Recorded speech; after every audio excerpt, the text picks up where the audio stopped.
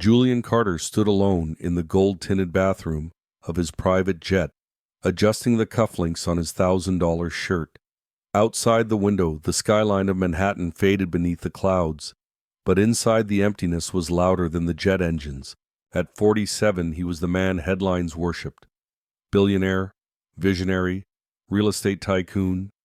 His name was etched into buildings, whispered in boardrooms, feared by rivals. But none of that filled the silence of a penthouse too big for one man, or the ache he refused to admit still lingered in his chest. He splashed cold water on his face more out of habit than need. Tonight was supposed to be about power. He was about to sign the biggest downtown development deal in state history. But even now, at the height of it all, his thoughts drifted. Not to spreadsheets or investors, but to a smile, a memory, a woman he hadn't seen in 5 years. "Sir, we'll be landing at JFK in 15 minutes, his assistant's voice came through the intercom. Julian gave a tight nod to no one in particular. He was a man who had mastered control over markets, over headlines, over entire cities. But the one thing he never could control was her. Her name was Amara, and she was the only person who had ever looked past his net worth and seen his soul. He blinked, trying to push her face out of his mind, but it was always there, especially on nights like this when success felt most hollow. Because Julian Carter had everything a man could want, except the one thing that truly mattered. If you've made it this far, thank you. We tell these stories for people like you who believe in healing, redemption, and love that returns. Subscribe so you don't miss the next story. We've got something special coming. Julian met Amara Langston on a rainy evening 5 years ago at a charity gala he hadn't even planned to attend.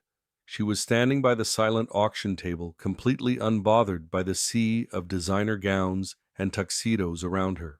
He noticed her not because she was loud, but because she wasn't. Because while everyone else looked at him like a trophy, she looked straight through him with curiosity, not awe.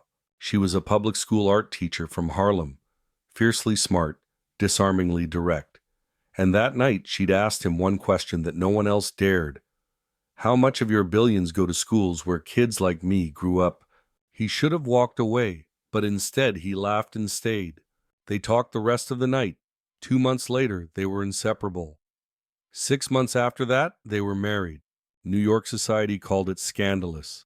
A black woman from the Bronx marrying one of the city's most powerful white billionaires. The tabloids had a field day, but Julian didn't care. Not then. Not when he had her hand in his.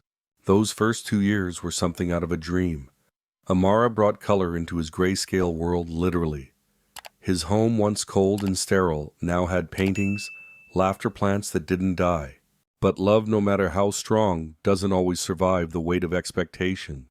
Amara never said much, but he saw it. The way she tensed at galas when donors asked if she was the help. The polite cruelty of his mother's compliments. You're so articulate for someone from your background. The loneliness in her eyes when he missed dinner for a board meeting. Again. And then one day she was gone. No fight, no screaming, just a note. I need to find a life where I'm not shrinking myself to fit yours. He read it 1,000 times and never stopped wondering what it was he'd done or failed to do. But fate has a twisted sense of timing, because Julian was about to find out that Amara hadn't just left him. She had taken something with her, or rather, someone. And that's when everything changed. The plane touched down with a gentle bump, but Julian's mind was miles away. He straightened his tie, nodded at his assistant, and followed her through the private terminal toward his waiting car. His phone buzzed with urgent messages, contracts, counteroffers, updates from his legal team. Harrison Development was circling his $6 billion downtown deal like vultures, but none of it mattered. Not really. Because as he walked through the glass doors into the main terminal, something stopped him cold. There, standing just beyond the security checkpoint, was a woman with deep brown skin and long, elegant twists that cascaded down her back. A simple sundress, a canvas tote, and a presence he'd know anywhere. Amara. For a split second, The world fell silent. Then he saw them. Two boys, maybe 4 years old, one holding her hand, the other pointing excitedly at the planes outside the window, both with caramel-colored skin, both with his green eyes, his eyes. Julian's knees nearly buckled. "Sir," his assistant said, tugging at his sleeve, "we have to go. The meeting." "Cancel it," Julian said, barely recognizing his own voice. "But sir," "I said cancel it." He walked forward, heart hammering, until he was just a few feet away. Amara turned, their eyes locked. Shock, fear, then guilt. She clutched the boy's hands, ready to flee. But before she could move, Julian called out her name. "Amara." She froze. The twins looked up, curious. One of them tugged her dress. "Mommy, who's that man?" "That man." The word sliced him. He stepped closer. "Were you ever going to tell me?" Her voice trembled. "I wanted to. So many times. But I was scared." Julian looked at the boys, his boys. The curve of their noses, the way one furrowed his brow, just like he did when thinking. "What are their names, Michael?" "And Julian Jr. But we call them Mikey and JJ. Julian Jr. His heart shattered and reformed all at once. He'd missed birthdays, first steps, laughter, bedtime stories. He'd missed everything. "I want to talk," he said quietly. Amara nodded, her voice barely a whisper. "Let's get ice cream."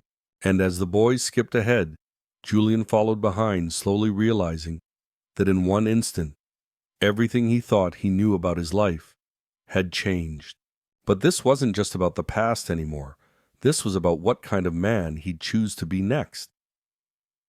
The ice cream parlor was noisy with children's laughter and clinking spoons, but Julian couldn't hear any of it. His world had narrowed to the two little boys sitting across from him, devouring cookie dough and mint chocolate chip like it was the best thing in the universe. He watched them in stunned silence, how Mikey kicked his feet under the table when he was excited, how JJ paused mid-bite to count the chocolate chips out loud. He'd missed this, all of it. 4 years of birthdays, first words, crawling, walking, scraped knees, lost teeth. He hadn't even known they existed. And now that he did, he couldn't look away.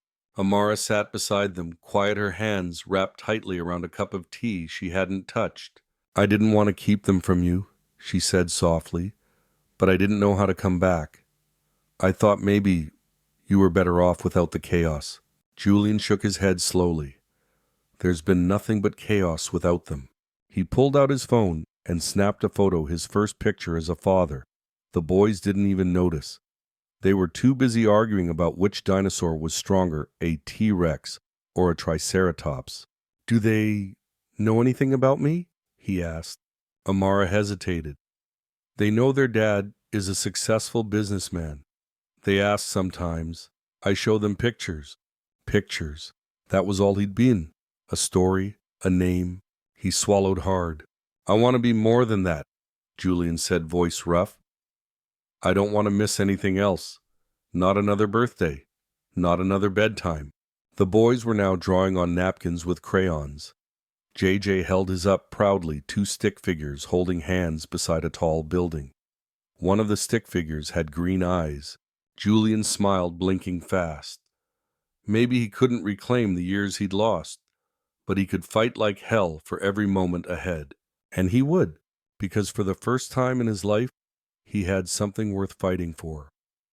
Have you ever had to fight to become the parent you wished you'd had? Let us know in the comments. Your story might inspire someone else today. The next morning, Julian stood in his penthouse office, holding a framed photo of Mikey and JJ he had printed overnight. He hadn't slept. He couldn't. He'd gone from boardroom king to first-time father in less than 24 hours. And now came the reckoning. His mother arrived at 9 a.m. sharp in heels that clicked like gunfire across the marble floor. I saw the headlines Eleanor Carter snapped, throwing a folded newspaper on his desk. "Real estate tycoon reunites with secret heirs." "You didn't think I deserved to know," she demanded. Julian didn't flinch. "You didn't approve of their mother. You called her a phase I'd grow out of." "That was before I knew she'd taken your children." "No, Julian said calmly. That was before you made her feel so unwelcome she left to protect them. Eleanor's face darkened. This isn't just about feelings, Julian. This is about legacy, the Carter name, the business. You're CEO of $1 billion empire. You can't just walk away for bedtime stories and peanut butter sandwiches. Julian turned the framed photo around so she could see. Two boys, laughing, holding hands, his blood. I'm not walking away from anything he said. I'm stepping into what matters. Eleanor scoffed. What are you saying, that you're choosing them over everything we built? I'm saying I'm choosing them so that what we built actually means something. Silence fell between them, because for the first time Julian wasn't trying to prove himself. He wasn't asking permission, and Eleanor was no longer in control. But outside that glass tower another storm was brewing, because Julian's rivals weren't going to let him rewrite the rules so easily, not when billions and bloodlines were on the line. The cabin Julian rented for the weekend was small, quiet, and surrounded by trees. It wasn't one of his luxurious retreats, just a humble getaway a few hours from the city meant for one thing only: honesty. Amara sat on the porch swing legs tucked under her, watching the boys chase fireflies in the yard. Julian brought her a cup of tea, just the way she liked it, 2 sugars, no cream. She looked at him, but didn't smile. I didn't leave because I stopped loving you, she said quietly. I left because I started losing myself in your world. Julian sat beside her, careful not to interrupt. She needed to say this. I tried to fit into that life, Julian. I wore the dresses. I smiled through the parties. I let your mother talk to me like I was furniture. But every time I looked in the mirror, I saw less and less of the woman I used to be. He nodded slowly. And I didn't protect you from that. I should have. I didn't even see it. She finally turned toward him, her eyes heavy with emotion. You always saw me. That's what made me fall in love with you. But somewhere along the way, you stopped listening. He swallowed hard. Then let me listen now. They sat in silence, broken only by the boys' giggles in the distance. I'm not asking for things to go back the way they were, she said. Too much has changed. I've changed. Julian reached into his coat pocket and pulled out something small, a folded drawing. JJ had made it that morning. A stick figure family. Mommy, Daddy, 2 boys, holding hands, smiling. I'm not asking for the past either, Julian said. I'm asking for a future. One where you don't have to shrink. One where we all get to take up space. Amara looked at the drawing, and then at him. And for the first time in years, she didn't feel like she was alone in the room. But healing takes time, and while their hearts were mending, someone else was quietly planning to break everything apart. Monday morning arrived with a storm, figuratively and literally. Julian stepped into the boardroom of Carter Global expecting another quarterly meeting. Instead, he walked into a trap. On the mahogany table sat a neatly stacked dossier. On the wall screen, a headline blared, Secret Heirs Carter Empire Faces Scandal Over Unacknowledged Twins. And at the far end of the room, smirking like a man who'd waited years for this moment, sat Victor Langford, Julian's oldest rival. Victor stood casually flipping open the folder. Julian, such a surprise to see you this unprepared. The board members looked tense. One cleared her throat. Mr. Carter, is it true you have children whose paternity was never disclosed? Julian's jaw tightened. Yes, and I've only just learned about them myself. Victor slid forward a sealed envelope. Well, that's interesting because I have a private investigator who says otherwise, and a leaked hospital record showing Amara gave birth under a different name. Looks like someone's been hiding things, maybe even committing fraud. The word hung in the air like a dagger. Julian stood tall. My children are not a liability. They are my legacy. Victor's smile sharpened. And what about Amara? The press is already tearing her apart. A single mother, a former teacher. You really think she won't break under the pressure? I mean, if she could walk away once, what's stopping her from doing it again? That was the final straw. Julian slammed his hand on the table. Say her name again, and I will end you. Silence. He looked around the room, voice low but firm. I won't apologize for protecting my family. And if this board believes headlines over heart, then maybe it's time I step down and build something better. Victor blinked. He hadn't expected that. Julian turned and walked out, leaving gasps, tension, and a trail of stunned silence behind him. Because real power isn't found in empires. It's found in the courage to burn one down for the people you love. But as the smoke cleared, something unexpected was rising in its place. And that brings us to the final chapter. A year later, on a quiet beach in California, Julian Carter stood barefoot in the sand, holding the hand of his youngest son. The waves whispered promises behind them. Soft music played.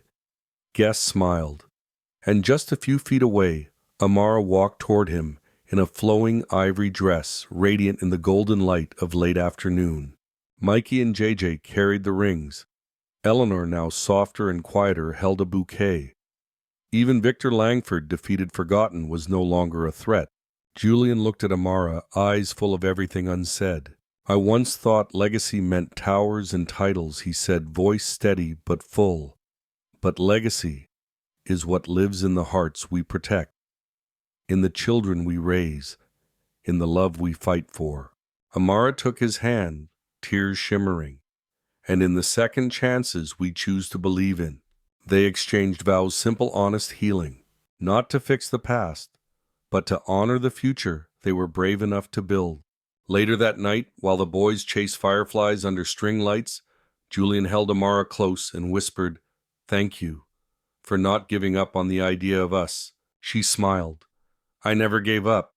I just needed you to meet me where I was." And this time, he did. Because the real inheritance wasn't money or power. It was knowing how to love and be loved without conditions. And that, finally, was everything.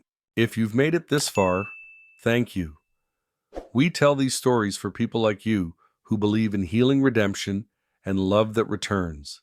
Subscribe so you don't miss the next story. We've got something special coming.